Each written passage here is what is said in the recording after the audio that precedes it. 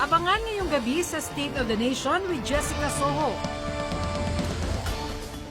Matapos ihayag ni Pangulong Duterte na tatalakayin niyang arbitral ruling sa kanyang pagbisita sa China, Chinese Ambassador Zhao Jianhua sinabing kailanman ay di nila ito kikilalanin.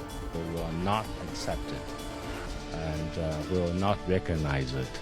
And that position is not changed and will not be changed.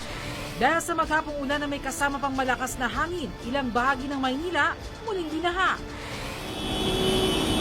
Sa gitna ng katakot-takot na trapiko, pagkahaba-habang pila sa MRT, dumagdag sa kalbaryo ng commuters. At ang mga traffic enforcer na hindi inatrasan ng malakas na ulan at baha.